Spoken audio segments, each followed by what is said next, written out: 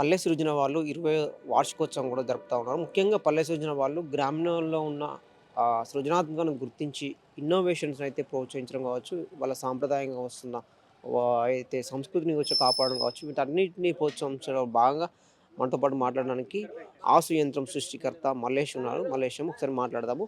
తనకి ఏ విధంగా ఈ పల్లె సృజన తోడ్పడింది? ఎంత ప్రోత్సాహం లభించింది? అడిగి తెలుసుకుందాం. అన్నయ్య నమస్తే. నమస్తే అన్న. ఆహ్, ఈ పల్లె సృజన గురించి ఫస్ట్ మీకెట్లా తెలుసు? పల్లె సృజన గురించి మీరేం చెప్తారు? పల్లె సూజ అనేది అంటే, అంటే నాలాంటి ఒక గ్రామీణ ఇన్నోవేటర్లకు ఒక గొప్ప వరం.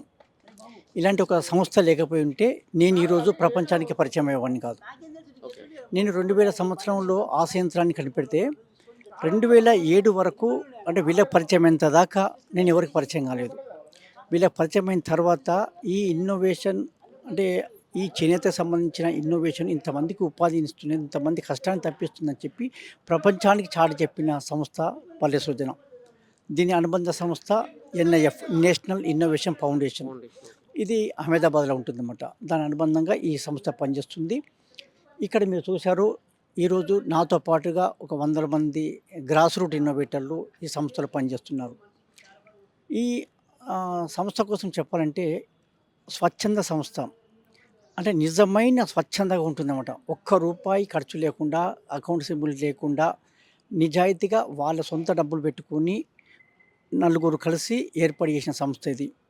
వాళ్ళు వాళ్ళ ఉద్యోగరీత్యా రిటైర్ అయిన తర్వాత హాయిగా అంటే రెస్ట్ తీసుకునే సమయంలో ఒక మాలాంటి ఇన్నోవేటర్లకు అంటే ఇన్నోవేటర్ అంటే గ్రామీణ ప్రాంతంలో ఎలాంటి చదువు లేకుండా ఒక సమస్యని పరిష్కారం కోసం ప్రయత్నం చేసి, ఆ ప్రయత్నం ఫలించిన తర్వాత దాన్ని ప్రపంచాన్ని అందరికీ తెలియజేయాలి, 10 మందికి పంచాలనే ఉద్దేశమే ఈ సంస్థ యొక్క ఉద్దేశం.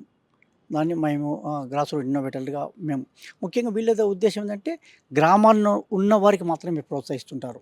అంటే ఓకే. చదువు లేని వారికి, ఒక సమస్యని పరిష్కరించిన వాళ్ళకి అది అతి తొందరగా స్ప్రెడ్ కావాలి. అంటే వాళ్ళకి గైడెన్స్ లభించదు కాబట్టి, ముఖ్యంగా వాళ్ళని స్టెప్ బై స్టెప్ తీసుకెళ్ళడానికి. యెస్. ఆ సమస్య ఈ ఊళ్ళో ఉన్న సమస్య ఈ అబ్బాయి చేసిండు. మరి అదే సమస్య ఇంకొక ఊళ్ళో ఇంకొక అబ్బాయికి కూడా ఉంటాయి కదా! ఇంకొకరికి అవును. ఉంటాయి కదా! అవునవును. అట్లా ఉండొద్దని చెప్పేసి వీళ్ళు తొందరగా దాన్ని స్ప్రెడ్ చేస్తారనమాట. ఓహ్! ఇక్కడ ఇలాంటి సమస్య ఉంటే వీళ్ళు ఇది కనిపెట్టారు. దాన్ని మీ అందరూ దాన్ని ఉపయోగించుకోండని. ఇటు వ్యవసాయ రంగం గానీ, తర్వాత చేనేత రంగం గానీ, ఏ రంగమన్నా గానీ, ఒక్క సమస్య ఉందంటే ఆ సమస్య తొందరగా 10 మందికి చేరిపోవాలి. ఓకే.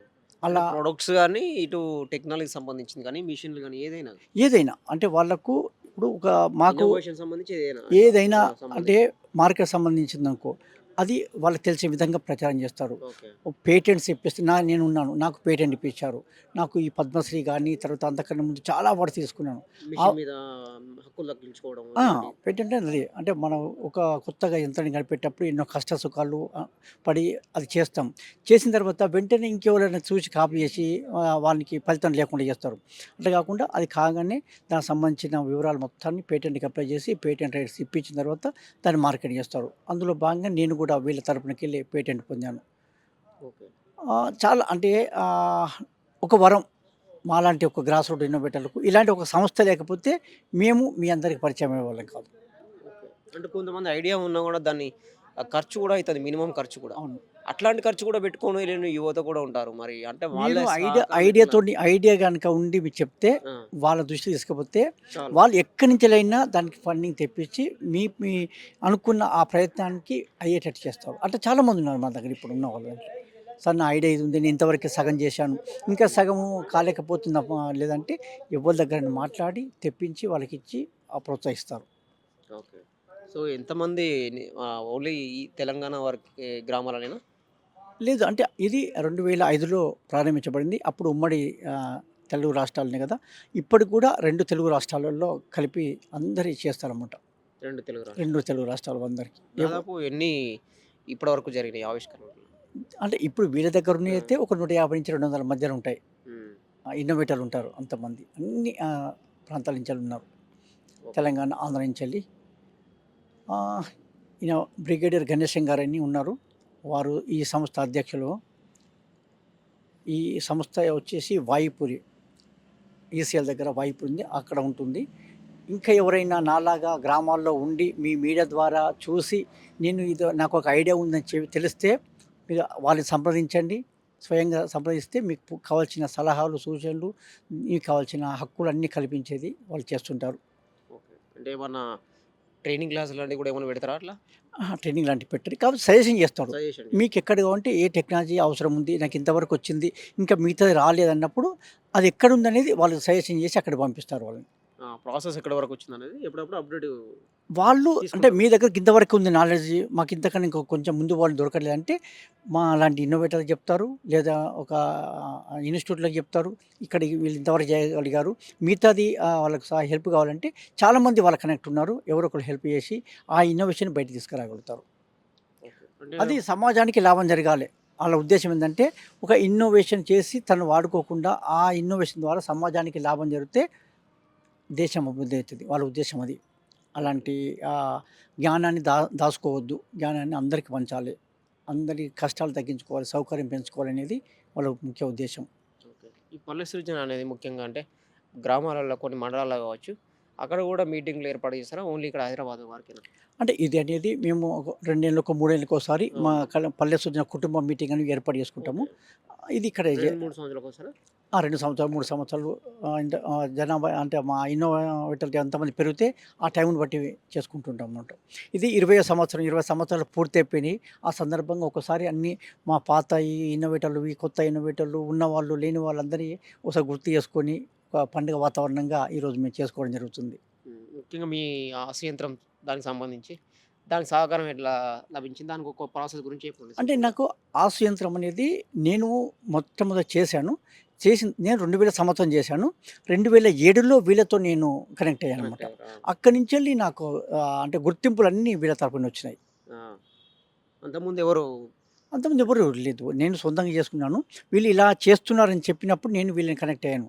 అయినప్పుడు ఇంత మంచి ఇన్నోవేషన్ ఎందుకు ఎవరు గుర్తించలేరని చెప్పి వీళ్ళు ప్రభుత్వాలకు, స్వచ్ఛంద సంస్థలకు అందరికీ రాసి వాళ్ళ తరపునకెళ్ళి గుర్తించాలని చెప్పి పద్మశ్రీ దాకా తీసుకురాగలిగారు. ఓకే. ఒక సామాన్యునికి అంత పెద్ద ఆ సత్కారం అనేది అది ఇంపాసిబుల్ అది. వీళ్ళు చేయగలిగారు అది. ఓకే. ఇప్పుడు ఉన్న మీరు యువత కావచ్చు చాలామంది ఇప్పుడు ఫోన్‌లు చూస్తా ఉన్నారు. ఈ ఇన్నోవేషన్ గురించి కూడా చాలా తక్కువ ఐడియా ప్రచారం కూడా తక్కువున్నది. అవునవును. సో, వాళ్ళకేం చెప్తారు ముఖ్యంగా? అంటే ఎవరికైనా అంటే మంచి మంచి ఐడియాలే ఉంటా ఉంటాయి విలేజ్‌లలో కూడా. ఉంటాయి గానీ నా ఉద్దేశ్యం ఏందంటే ఎవరికైనా ఒక ప్రాబ్లమ్ రావాలి. ఓకే. వాళ్ళు ఇప్పుడు ఫేస్ చేయాలి. మనం పోతున్నప్పుడు ఒక తట్టు తాకితే, ఆ తట్టు ఎందుకు తాకిందంటే అక్కడ రాయి ఉంది. దాన్ని తీసేయాలని తపన మనకి కలుగుతది. కానీ ఊరికనే నువ్వు పోతుంటే ఇన్నోవేషన్ చేయాలంటే రాదన్నమాట. ఓకే. ఏదైనా ఒక ఫేస్ చేయాలి ఒక సమస్యని. కడుపు నొప్పి లేసింది. కడుపు నొప్పి దానికి ఏం కావాలి? ఓమ బుక్కనా, హుహు. గోలేసుకోవాలన్నా ఏదో ఒకటి చేస్తుంటాం. అట్లా నిజమైన కరెక్ట్ ఇన్నోవేషన్ రావాలంటే ఒక సమస్య కావాలి మాకు. ఆ సమస్య ఉంటే పరిష్కారం కోసం ప్రయత్నం చేస్తాం. సమస్యను ఇప్పుడు గుర్తించాలి, గుర్తించాలి. నాకుంది. మా అమ్మాయి చేస్తుంది. ఆ ఆసు పోయలేక బాధపడుతూ, "అరే! నువ్వు ఈ పనే బంద్ చేసి పోరా" అన్నప్పుడు, నేను ఈ పనెందుకు బంద్ చేయాలి? దానికి ఒక పరిష్కారం చేస్తే బాగుంటదని, అట్లా నాకు ఒక థాట్ జరిగింది. అట్లా ఇక్కడొచ్చిన ఇన్నోవేటర్ అందరికి ఒక్కొక్కరికి ఒక్కొక్క రకమైన అవును. ఆ సమస్యతోని వాళ్ళు పరిష్కరించగలిగారు. ఇంకా మిగతా యువతకైనా కూడా వాళ్ళకి ఐడియాస్ ఉంటాయి. కానీ ఐడియాస్ కంటే ప్రాబ్లమ్ కావాలి ఫస్ట్. దాన్ని పట్టుకుంటే ఇది సాల్వ్ అయితది. ఓకే. సో, థాంక్ యూ అన్న. ఓకే అన్న. సో, నమస్తే. ఇది పల్లె సూచన వాళ్ళైతే ముఖ్యంగా గ్రామీణ ప్రాంతంలో ఉండే యువత కావచ్చు, ఇంకా వేరే వాళ్ళు కూడా కావచ్చు. యంగ్‌స్టర్స్, పెద్దవాళ్ళు కూడా కావచ్చు. ఎవ్వరికి ఐడియా వచ్చినా కూడా వాళ్ళని ప్రోత్సహించాలనే ఒక సంకల్పంతోనైతే ముందుకు వెళ్ళడం జరుగుతుంది. ఈరోజు 20వ వార్షికోత్సవం కూడా జరుపుతా ఉన్నారు. ముఖ్యంగా ఎవరున్నా కూడా జస్ట్ మీకు ఐడియా వస్తే చాలు, ఒక సమస్యను గుర్తిస్తే చాలు. గ్రామీణ భారతదేశం అయితే మనం కలలు కన్నామో అట్లాంటి భారతదేశం మనం తొందరలోనే చూడొచ్చు. సో, ఇది మల్లేశంతోని ఫేస్ టు ఫేస్ ఇంటర్వ్యూ.